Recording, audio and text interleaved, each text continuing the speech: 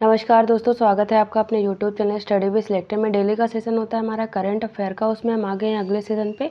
आज जो हमारा सेशन होगा वो होगा 8 नवंबर का सेशन। तो चलिए शुरू करते हैं आज का सेशन। पहले हम रिवाइज करेंगे हमारा जो लास्ट सेशन था। पहला क्वेश्चन कह रहा है, हाल ही में ऑल सोल्स डे कब मनाया गया है? 2 नवंबर को मनाया जाता है। विश्व कुश्ती चैंपियनशिप में मानसी अहलावत ने कौन सा पदक जीता है? कांस्य पदक अपने नाम किया। भारतीय रिजर्व बैंक ने अपने स्वर्ण भंडार को बढ़ाकर 855 मीट्रिक टन अभी हाल ही में कर लिया है। जो वार्षिक शुबला महोत्सव है वो अभी हाल ही में लद्दाख में मनाया गया है। कर्नाटक राज्य सरकार ने अभी हाल ही में इलिवेट कार्यक्रम की शुरुआत की है। नेक्स्ट कह रहा है, हाल ही में किसे ग्लोबल फाइनेंस मैगजीन द्वारा 2024 के लिए भारत का सर्वश्रेष्ठ बैंक नामित किया गया है? स्टेट बैंक ऑफ इंडिया को। भारत और अमेरिका के बीच में अभी हाल ही में वज्र प्रहार अभ्यास का 15वां संस्करण जो है इसकी शुरुआत की गई और इसका आयोजन कहाँ पर? अमेरिका में हो रहा है। हाल ही में अरुणाचल प्रदेश में बटरफ्लाई जो फ्लाई पार्क है यानी तितली पार्क का शुभारंभ किया गया है। हाल ही में किसने CO2 को मेथेनॉल में परिवर्तित करने के लिए स्वदेश उत्प्रेरक विकसित किया है? NTPC ने विकसित किया है। हाल ही में पहला एशियाई बौद्ध शिखर सम्मेलन कहाँ पर आयोजित किया गया है? नई दिल्ली में इसका आयोजन अभी हाल ही में किया गया है। शुरू करते हैं आज का सेशन। देखते हैं पहला क्वेश्चन क्या कह रहा है। कह रहा है, हाल ही में विश्व जेलीफिश दिवस कब मनाया गया? विश्व जेलीफिश दिवस कब मनाया गया? आंसर हमारा ऑप्शन ए हो जाएगा। हर साल 3 नवंबर को विश्व जेलीफिश दिवस मनाया जाता है, तो करेक्ट आंसर ऑप्शन ए हो जाएगा। बात करें तो समुद्री पारिस्थितिकी तंत्र में जेलीफिश के महत्व के बारे में जागरूकता बढ़ाने के लिए 3 नवंबर को विश्व जेलीफिश दिवस मनाया जाता है।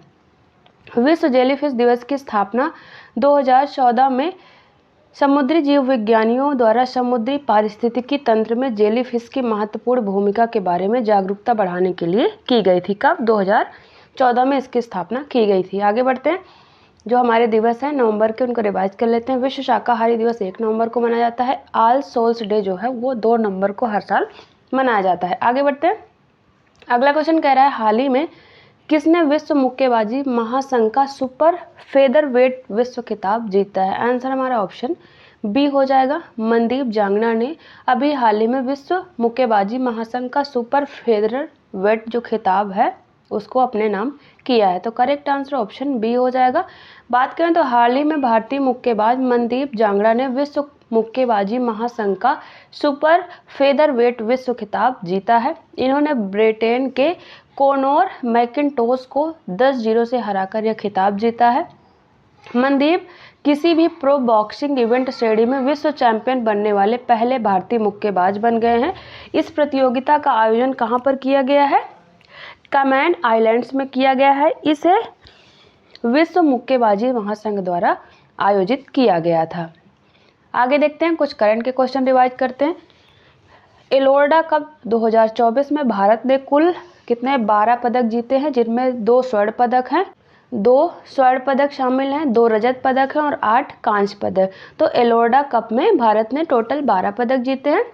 और स्वर्ण पदक किसने जीते? मीनाक्षी, उन्होंने महिलाओं की 48 किलोग्राम भार में स्वर्ण पदक जीता और निखत जरीन ने 52 किलोग्राम जो भार प्रतिस्पर्धा उसमें स्वर्ण पदक अपने नाम किया है। एशियाई युवा मुक्केबाजी चैंपियनशिप 2024 में भारत ने कुल 22 पदक जीते हैं, 5 स्वर्ण पदक, 9 रजत पदक और 8 कांस्य पदक। स्वर्ण पदक किसने जीता है? ब्रजेश टामटा, आर्यन हुड्डा, यशवर्धन सिंह, लक्ष्मी और निशा ने स्वर्ण पदक अपने नाम किया है। नेक्स्ट कह रहा है, स्टैंडर्ड अंतर्राष्ट्रीय मुक्केबाजी टूर्नामेंट 2024 में भारत ने टोटल 8 पदक जीते हैं। इसमें स्वर्ण पदक अमित पंघल जो है उन्होंने जीता है पुरुषों के 51 किलोग्राम भार में और सचिन ने पुरुष के 57 किलोग्राम भार में स्वर्ण पदक अपने नाम किया है। अल्टीमेट फाइटिंग चैंपियनशिप में कोई मुकाबला जीतने वाली पहली भारतीय खिलाड़ी पूजा तोमर बन गई है। आगे बढ़ते हैं। अगला क्वेश्चन कह रहा है, हाल ही में केंद्रीय पीयूष मंत्री जो पीयूष गोयल है उन्होंने कहां पर 1 डिस्ट्रिक्ट 1 प्रोडक्ट वाल का अभी हाल ही में उद्घाटन किया?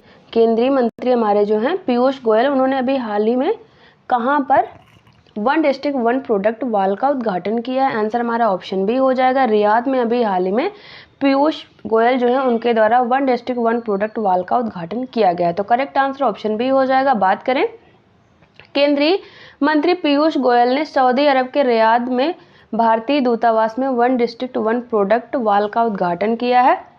वन डिस्ट्रिक्ट वन प्रोडक्ट पहल विभिन्न भारतीय जिलों के अनूठे उत्पादों को अंतर्राष्ट्रीय मंचों पर प्रदर्शित करती है और मेड इन इंडिया वस्तुओं को बढ़ावा देती है।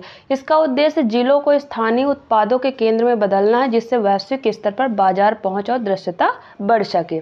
आगे देखते हैं कुछ करंट के क्वेश्चन।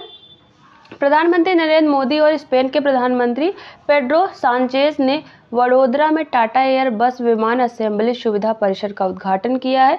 केंद्रीय मंत्री पीयूष गोयल द्वारा सिंगापुर में इन्वेस्ट इंडिया के नए कार्यालय का उद्घाटन किया गया है। लाटविया की राजधानी रीगा में भारत के नए रेजिडेंट मिशन का संचालन प्रारंभ किया गया है। विदेश मंत्री एस जयशंकर द्वारा मॉरिशस में भारत के पहले विदेशी जन औषधि केंद्र का उद्घाटन किया गया है। चंडीगढ़ स्थित CSIR सूक्ष्म प्रौद्योगिकी संस्थान के शोधकर्ताओं ने एक नया प्रोटीन सब यूनिट आधारित वैक्सीन उम्मीदवार IMT-CVX विकसित किया है। IIT दिल्ली ने अभी हाल ही में अबू धाबी में अपना पहला अंतर्राष्ट्रीय परिसर खोला है। भारत और डेनमार्क ने वाराणसी में स्वच्छ नदियों पर स्मार्ट प्रयोगशाला का अभी हाल ही में अनावरण किया है। अगला क्वेश्चन कह रहा है, हाल ही में किस फुटबॉलर को प्रतिष्ठित बैलन डी ओर पुरस्कार प्रदान किया गया है? तो किसको जो प्रतिष्ठित बैलन डी ओर पुरस्कार है वो प्रदान किया गया है? आंसर हमारा ऑप्शन बी हो जाएगा। रॉड्रिगो हर्नांडेज कैस्केंटे जो है उनको अभी हाल ही में बैलन डी ओर पुरस्कार जो है प्रदान किया गया। तो करेक्ट आंसर ऑप्शन हमारा बी हो जाएगा। बात करें तो हाल ही में स्पेन के फुटबॉल खिलाड़ी रोड्री और एताना बोनामाटी ने क्रमशः सर्वश्रेष्ठ पुरुष और महिला फुटबॉल खिलाड़ी के लिए बैलन डी ओर के लिए पुरस्कार जीता है। मैनचेस्टर सिटी के रोड्री ने अपना पहला बैलन डी ओर खिताब जीता और 1960 के बाद से पुरुषों का यह पुरस्कार जीतने वाले पहले स्पेनिश खिलाड़ी बन गए हैं। जबकि जो FC बार्सिलोना की एताना बोनामाटी हैं, उन्होंने महिला फुटबॉल में अपना बैलन डी ओर खिताब बरकरार रखा है। लियोन मेसी के नाम सबसे अधिक बार बैलन डी ओर पुरस्कार जीतने का रिकॉर्ड है। इन्होंने इसे 8 बार जीता है। क्रिस्टियानो रोनाल्डो ने 5 बार प्रतिष्ठित सर्वश्रेष्ठ फुटबॉलर का पुरस्कार जीता है। बात करें तो बैलन डी ओर एक वार्षिक फुटबॉलर पुरस्कार है जो 1956 से फ्रांस फुटबॉल पत्रिका द्वारा पिछले सत्र के सर्वश्रेष्ठ प्रदर्शन करने वाले खिलाड़ी को सम्मानित करने के लिए दिया जाता है।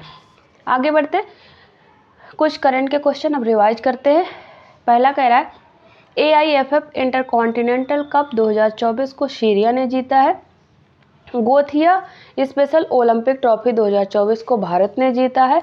Durand cup 2024 north east United FC ने जीता है। सैफ अंडर-20 चैंपियनशिप 2024 बांग्लादेश ने जीता है। UEFA champions league real Madrid ने जीता है। कोपा अमेरिका 2024 का खिताब अर्जेंटीना ने जीता और कलिंगा सुपर कप 2024 ईस्ट बगान FC ने अपने नाम किया है। आगे बढ़ते हैं। अगला क्वेश्चन कह रहा है, हाल ही में अमेरिका के 47वें राष्ट्रपति कौन बने हैं? कहाँ के? अमेरिका के 47वें राष्ट्रपति कौन बने हैं? आंसर हमारा ऑप्शन बी हो जाएगा। डोनाल्ड ट्रंप जो है अमेरिका के नेक्स्ट 47वें नंबर के राष्ट्रपति अभी हाल ही में बन गए हैं। तो करेक्ट आंसर ऑप्शन बी हो जाएगा। बात करते हैं तो अमेरिका के नवनिर्वाचित राष्ट्रपति डोनाल्ड ट्रंप ने 2024 के अमेरिकी राष्ट्रपति चुनाव में जीत हासिल की है। उन्होंने डेमोक्रेटिक उम्मीदवार कमला हैरिस के खिलाफ जीत हासिल की है।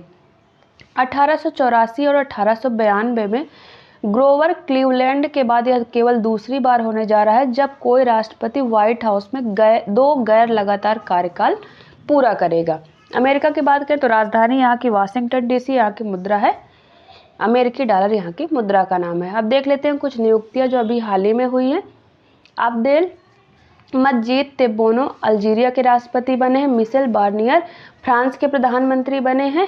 कामिल मद्दोरी ट्यूनीशिया के प्रधानमंत्री बने हैं। पाल कागामे रवांडा के राष्ट्रपति।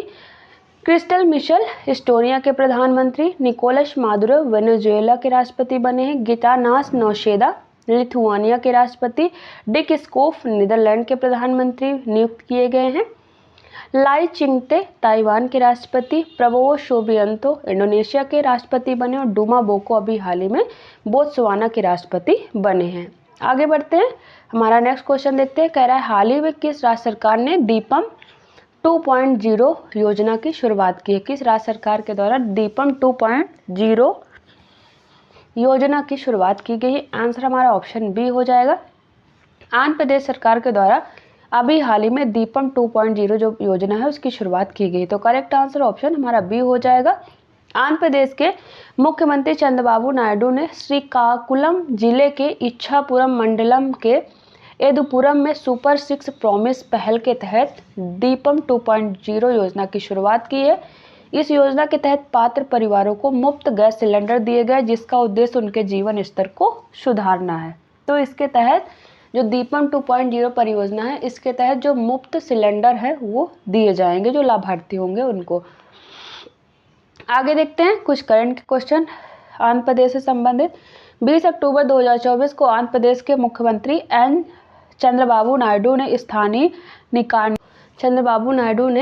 स्थानीय निकाय चुनाव के उम्मीदवारों के लिए 2 या अधिक बच्चे पैदा करने की अनिवार्यता वाला कानून लाने की योजना की घोषणा की है। आंध्र प्रदेश ने मानवता के लिए 2024 का गुलबेकियन पुरस्कार जीता है। आंध्र प्रदेश के प्रकाशम में पुरातत्वविदों को शुतुरमुर्ग का एक घोंसला मिला है जो 41,000 साल पुराना है। यह दुनिया में अपनी तरह का सबसे पुराना घोंसला है। आंध्र प्रदेश स्कूल विभाग ने सभी विद्यार्थियों के लिए अस्थायी शिक्षा संख्या यानी PEN अनिवार्य कर दिया है। मुख्यमंत्री चंद्रबाबू नायडू ने NTR भरोसा पेंशन योजना का शुभारंभ किया है। केंद्रीय राज्य मंत्री जयंत चौधरी ने विशाखापत्तनम में आंध्र मेडिकल टेक जोन परिसर में राष्ट्रीय कौशल प्रशिक्षण संस्थान विस्तार केंद्र का उद्घाटन किया है। अगला क्वेश्चन हमारा कह रहा है हाल ही में भारतीय तटरक्षक बल के लिए 2 स्वदेशी तेज गश्ती पोत अदम्य और अक्षर का अनावरण कहां पर किया गया है? आंसर हमारा ऑप्शन बी हो जाएगा। गोवा में अभी हाल ही में जो अदम और अक्षर हैं स्वदेशी तेज गश्ती पोत उनका अनावरण किया गया है। तो करेक्ट आंसर हमारा ऑप्शन बी हो जाएगा। बात करें तो गोवा शिपयार्ड लिमिटेड ने तीव्र गति के 2 स्वदेशी गश्ती पोत अदम्य और अक्षर का जलावतरण किया है। इसका इस्तेमाल अपतटीय परिसंपत्तियों एवं द्वीप क्षेत्रों की सुरक्षा में निगरानी में किया जाएगा। अदम्य और अक्षर की आधारशिला 25 अगस्त 2023 को रक्षा सचिव गिरिधर अरमाने ने रखी थी। तो इनका जलावतरण अभी हाल ही में गोवा में किया गया है। आगे हमारे करंट के क्वेश्चन। DRDO ने एक लंबी दूरी के ग्लाइडेड बम गौरव का सफल परीक्षण किया। भारतीय नौसेना के 2 पनडुब्बी रोधी पोतों INS अग्रे और INS अक्षय को कोलकाता में लॉन्च किया गया है। भारत के प्रथम स्वदेश निर्मित ASTDM टग ओशन ग्रेस का उद्घाटन किया गया है। नई पीढ़ी की बैलिस्टिक मिसाइल अग्नि प्राइम का उड़ान परीक्षण सफलतापूर्वक किया गया है। राजस्थान में भारत की पहली स्वदेश विकसित नई पीढ़ी की विकिरण रोधी मिसाइल रुद्रम 1 का सफलतापूर्वक परीक्षण किया गया। गोवा में पहले स्वदेश निर्मित प्रदूषण नियंत्रित पोत समुद्र प्रताप का जलावतरण किया गया है। सेना प्रमुख जनरल उपेंद्र द्विवेदी ने गंगटोक में सेना कमांडरों के सम्मेलन में बहुलक्ष्य विस्फोट उपकरण अग्निअस्त्र का अनावरण किया है। प्रमुख रक्षा PSU garden reach ship builders and engineer limited ने भारतीय नौसेना को सर्वेक्षण पोत INS निर्देशक सौंप दिया है। आगे देखते हैं अगला क्वेश्चन हमारा कह रहा है हाल ही में किसे international tennis hall of fame में शामिल किया गया है? आंसर हमारा ऑप्शन डी हो जाएगा। मारिया शारापोवा, माइक ब्रायन और बॉब ब्रायन जो है इनको तीनों को अभी हाल ही में international tennis hall of fame में शामिल किया गया। तो करेक्ट आंसर हमारा ऑप्शन डी हो जाएगा।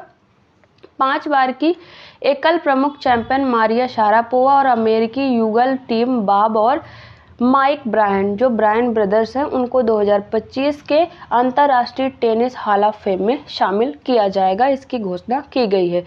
International tennis hall of fame Newport Rhode Island संयुक्त राज्य अमेरिका में स्थित एक गैर लाभकारी संगठन है। यह उन खिलाड़ियों, प्रशंसकों और अन्य लोगों को सम्मान देता है जिन्होंने टेनिस के विकास के लिए योगदान दिया है। हमारे कुछ करंट के क्वेश्चन। भारतीय टेनिस के दिग्गज लिएंडर पेस और विजय अमृतराज संयुक्त राज्य अमेरिका में स्थित international tennis hall of fame में शामिल होने वाले पहले भारतीय और पहले एशियाई पुरुष टेनिस खिलाड़ी बन गए हैं। इंग्लैंड के पूर्व कप्तान एलिस्टर कुक, साउथ अफ्रीका के पूर्व कप्तान एबी डिविलियर्स और भारत की महान महिला खिलाड़ी नीतू डेविड को आईसीसी हॉल ऑफ फेम में शामिल किया गया है। बैडमिंटन के दिग्गज लिन डैन और ली चोंग वेई जो मलेशिया के, ये चीन के, इनको 2023 के लिए बीडब्ल्यूएफ हॉल ऑफ फेम के लिए चुना गया है। ओलंपिक स्वर्ण पदक विजेता जैस्मिन कैमाचो क्वीन को university of Kentucky hall of fame में शामिल किया गया है। अगला क्वेश्चन हमारा कह रहा है हाल ही में जारी वैश्विक एआई तैयारी सूचकांक में भारत की रैंक क्या है। ऑप्शन हमारा बी करेक्ट हो जाएगा। जो जारी वैश्विक एआई तैयारी सूचकांक है उसमें भारत की रैंक 72 है। करेक्ट आंसर ऑप्शन हमारा बी हो जाएगा। भारत 174 देशों में 72वें स्थान पे है, जिसका एआई तत्परता इंडेक्स स्कोर कितना है, 0.49 है। जबकि बांग्लादेश 113वें स्थान पे, श्रीलंका 92वें स्थान पे तथा चीन 31वें स्थान पर है। अंतर्राष्ट्रीय मुद्रा कोष ने कृत्रिम बुद्धिमत्ता तैयारी सूचकांक जारी किया है, जो एआई तैयारी हेतु वैश्विक स्तर पर 174 अर्थव्यवस्थाओं को ट्रैक करता है। इस सूचकांक में जो है सिंगापुर 0.80, डेनमार्क 0.78 और संयुक्त राज्य अमेरिका 3 जो है शीर्ष प्रदर्शन करता है, जबकि दक्षिणी सूडान, अफगानिस्तान और मध्य अफ्रीकी गणराज्य सबसे निचले स्थान पर हैं। आगे हमारे कुछ इंडेक्स से रिलेटेड करंट के क्वेश्चन। विश्व प्रसन्नता रिपोर्ट में भारत की रैंक कितनी है, 126वीं। ये जो है ये टॉप पर जो कंट्री है उनको दिया गया है, यहाँ पर भारत की रैंक है। तो विश्व प्रसन्नता रिपोर्ट में भारत की रैंक 126वीं है। विश्व प्रेस स्वतंत्रता सूचकांक में भारत की रैंक 159। वैश्विक शांति सूचकांक 116वीं रैंक है। पर्यावरण प्रदर्शन सूचकांक में भारत की रैंक 176वीं। आर्थिक स्वतंत्रता सूचकांक 126वीं रैंक है। अंतर्राष्ट्रीय बौद्धिक संपदा सूचकांक में भारत की रैंक 42वीं है। भ्रष्टाचार बोध सूचकांक में 93वीं रैंक है। जलवायु परिवर्तन प्रदर्शन सूचकांक में भारत की रैंक 7वीं है। वैश्विक नवाचार सूचकांक में भारत की रैंक 39वीं। विश्व प्रतिभा रैंकिंग में 98वीं रैंक है। ग्लोबल हंगर इंडेक्स में भारत 105वें स्थान पर है। विश्व न्याय परियोजना के कानून शासन सूचकांक में भारत की रैंक क्या है, 79 भारत की रैंक है। आगे देखते हैं। अगला क्वेश्चन कह रहा है हाल ही में कॉलिंस डिक्शनरी ने किसे 2024 का वर्ड ऑफ द ईयर घोषित किया है। आंसर हमारा ऑप्शन बी हो जाएगा। ब्रैड जो है उसको अभी हाल ही में कॉलिंस डिक्शनरी ने 2024 का वर्ड ऑफ द ईयर घोषित किया है। तो करेक्ट आंसर ऑप्शन बी हो जाएगा। कॉलिंस डिक्शनरी ने 2024 के लिए ब्रैड को अपना वर्ष शब्द घोषित किया है तथा इसे आत्मविश्वासी, स्वतंत्र और सुखवादी दृष्टिकोण वाले व्यक्ति के रूप में परिभाषित किया है। आगे हमारे कुछ करंट के क्वेश्चन। चंडीगढ़ स्थित CSIR सूक्ष्म जीवी प्रौद्योगिकी संस्थान के शोधकर्ताओं ने एक नया प्रोटीन सब यूनिट आधारित वैक्सीन उम्मीदवार IMT-CVAX विकसित किया है। WHO ने एक बड़ी सार्वजनिक स्वास्थ्य उपलब्धि के रूप में भारत को आधिकारिक तौर पर टेक्रोमा मुक्त घोषित किया है। भारत इलेक्ट्रॉनिक लिमिटेड और IIT मंडी के मध्य सेमीकंडक्टर, क्वांटम प्रौद्योगिकियों और ड्रोन जैसे डोमेन में अनुसंधान के लिए समझौता किया गया है। देश का पहला हाइड्रोन थेरेपी केंद्र IIT कानपुर में शुरू हुआ है। वैश्विक स्तर पर मीथेन गैस के उत्सर्जन को ट्रैक करने के लिए मीथेन सैट उपग्रह लॉन्च किया गया है। हाल ही में हिंदुस्तान जिंक लिमिटेड ने एशिया का पहला लो कार्बन जिंक, जिसका नाम क्या है, इकोजोन लॉन्च किया है। किसने, हिंदुस्तान जिंक लिमिटेड ने। इस तरह जो हमारे ऑब्जेक्टिव टाइप के क्वेश्चन होते हैं वो खत्म होते हैं। एक क्वेश्चन लास्ट वीडियो में आपसे पूछे थे, उसका आंसर हाल ही में कौन सा जो है दुनिया का सबसे प्रदूषित शहर बना है। आंसर हमारा ऑप्शन बी हो जाएगा। लाहौर जो है अभी हाल ही में दुनिया का सबसे प्रदूषित शहर बन गया है। एक क्वेश्चन डेली आपसे पूछते हैं जिसका आंसर आपको हमें कमेंट बॉक्स में देना होता है।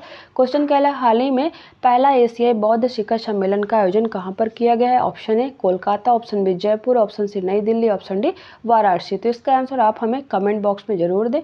इस तरह जो हमारा डेली का सेशन होता है वो खत्म होता है। यहाँ पर हमारे टेलीग्राम चैनल का लिंक है, वहाँ से आप हमारे टेलीग्राम चैनल को जरूर ज्वाइन करें। वहाँ पर डेली सेशन की PDF आपको एकदम फ्री में अवेलेबल रहेंगे, साथ में सारे क्वेश्चन के आंसर रहते हैं, जिससे आपको रिवीजन में आसानी होगी।